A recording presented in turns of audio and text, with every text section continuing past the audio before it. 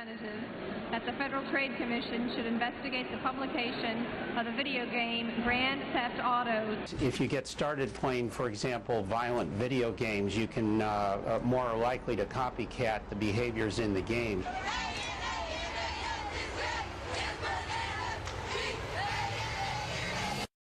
There's a popular phrase that's uttered a lot when talking about the entertainment industry: controversy sells. And no game franchise knows this better than Grand Theft Auto. Widely regarded as the most controversial game series in the world, GTA is no stranger to some nasty headlines and outraged media. So today, we will go back all the way to 1997 and look at the controversial past that GTA has faced throughout the years. From bans in certain countries, protests from across the world, and even real-life crimes, this is the controversial history of Grand Theft Auto. Like I already said, controversy sells. So when Rockstar, then known as DMA Design, was releasing their first GTA game in 1997, they needed to find a way to get more people to want to buy their game without any prior knowledge of what it is. And their method was actually quite genius. Using a publicist by the name of Maxwell Clinton, Rockstar had purposely sent him a bunch of facts about the violence and crimes that players could commit within GTA, quite literally in the hopes that parents and news outlets would get outraged over the game, and that's exactly what happened. When the news spread that you could steal cars, kill cops, and blow up traffic in an open city, publications and news sites would begin calling for its immediate ban. But what actually happened is this coverage of the game almost worked like an advertisement and would get people to want to try playing it even more. This type of marketing, while controversial and potentially harmful, ended up working amazing for Rockstar, as they would go on to sell over 1 million copies of the game in just 3 years. But while they may have started the controversy themselves this time, it wouldn't stay like that for long. With the release of GTA 3 and its introduction into the 3D universe, Rockstar had faced a ton of backlash from the Australian government for the game being too violent to even be given a rating. Because of the updated and more realistic graphics, which given what we have today sounds almost crazy, the game was seen as being too violent and gory to be sold in Australia. The max rating in Australia from the OFLC was only MA15+, but this caused GTA to be denied a rating because they couldn't justify this game being sold to 15-year-olds, which, fair enough. Rockstar had a fix for this, however, and the Australian release was heavily modified in order to be sold in Australia, removing the gore, even though they left a cheat code for it, and the ability to pick up prostitutes. Now, fast forwarding almost a decade later, and it's no different today. When GTA 4 released 7 years later, Rockstar had made an edited version of that game as well in order to appease the rating system and thus get accepted by the OFLC. However, GTA 5 didn't have the same fate. Rockstar decided to not go through this much effort in time with toning GTA 5 down, and so instead it remains having an R rating even to this day. In 2002, Rockstar blessed the world with yet another amazing title in the GTA series, which was GTA Vice City. And while the game is highly regarded today as one of the greatest titles in the franchise, it wasn't seen like that by everyone, and more specifically, by the Haitian community. GTA Vice City had some pretty damning lines like "kill the Haitians" and a lot of blatant racism against the Haitian gangs in-game. Both the Haitian Centers Council and the Haitian Americans for Human Rights staged a protest at New York City Hall and urged supporters to picket the publisher's Manhattan offices.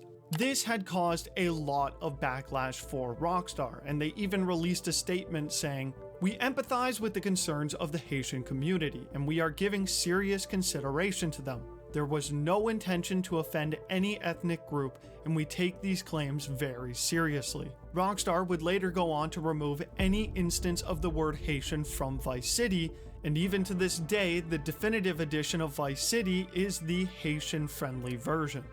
One of the biggest downsides of the GTA franchise being one of the most realistic and violent games in the world is that it's often wrongfully cited as being a cause for some real-world crimes.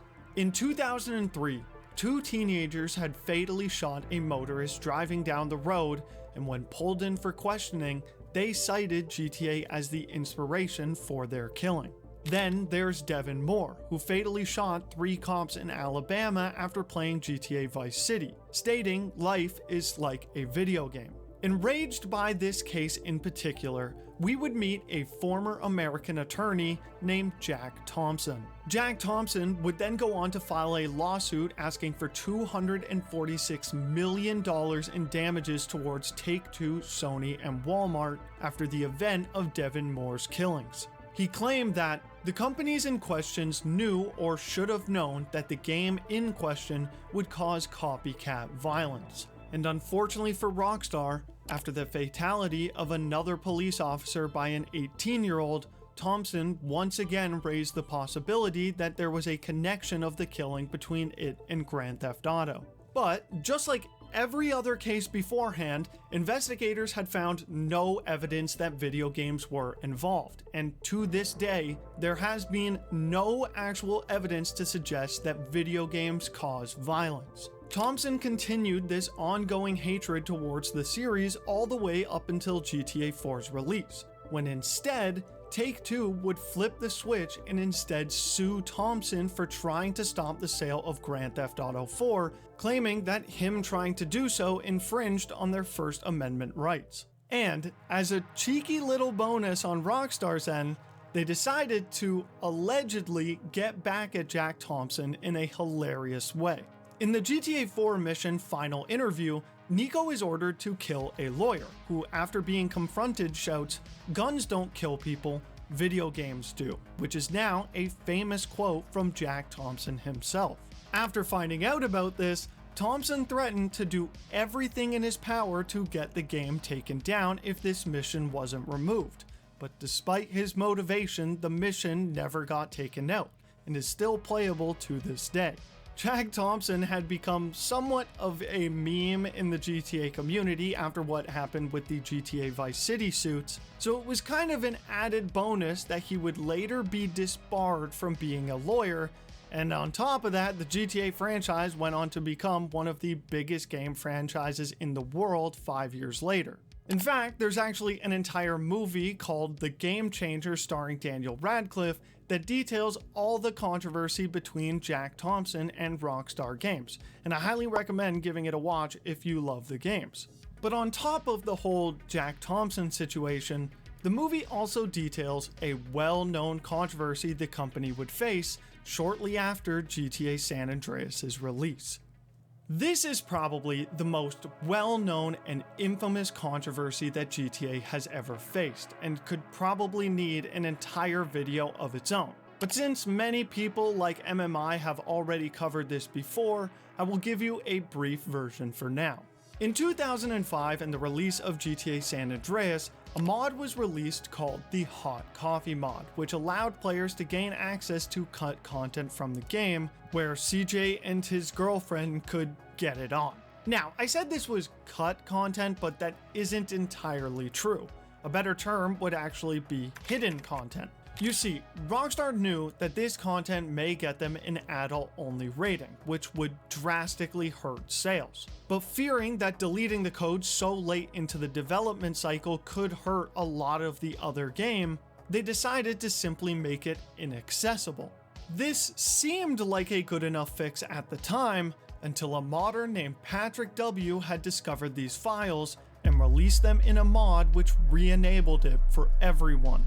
But what Patrick could have never known is that this mod would have terrible repercussions for both Take-Two and Rockstar. When the news broke of this minigame still being accessible in an M-rated game, many politicians called for an immediate re-rating of GTA San Andreas, and it even caused the introduction of what's known as the Family Entertainment Protection Act. Several class action lawsuits were filed against Take-Two Interactive, including by the city of Los Angeles, accusing the company of failing to disclose the game's sexual content before release. Take-Two had agreed to refund any copies of the game of people who were not happy, but unsurprisingly, only an estimated 2,600 copies were ever returned, which is in contrast to the 12 million that were sold by that time.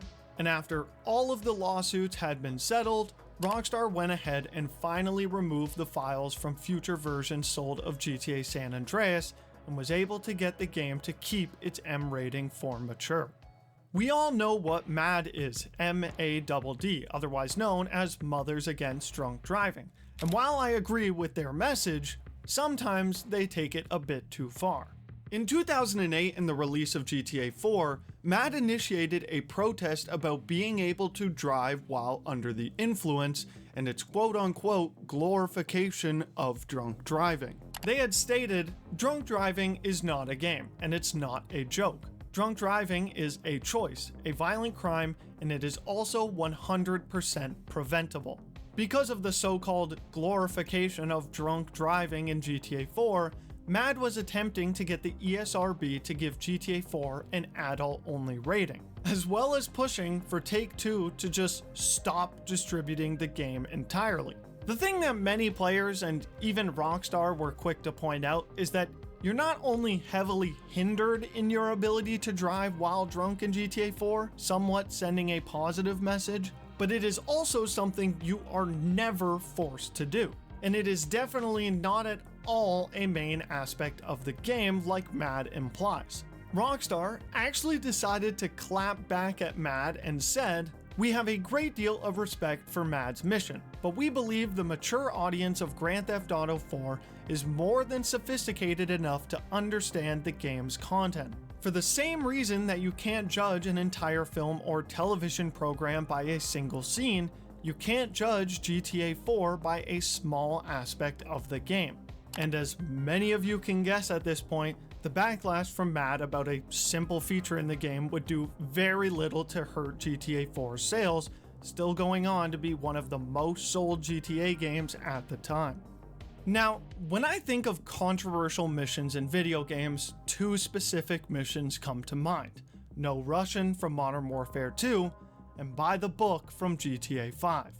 GTA has always been known for pushing the boundaries of what was allowed in games, but for some people, forcing Trevor to torture Mr. K was a step too far. The chief executive of Freedom from Torture stated, "Rockstar North has crossed a line by effectively forcing people to take on the role of a torturer and perform a series of unspeakable acts if they want to achieve success in the game.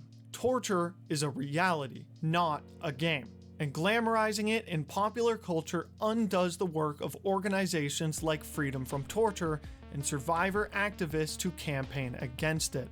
Now, all things considered, what I didn't realize before researching for this video is that there are actually a lot of people who genuinely hate this mission and feel quite uneasy while playing it. Personally, I never had a problem with it, and I put it in the same vein as No Russian, where it's just something you have to do to advance, but to a lot of people, they don't feel the same way.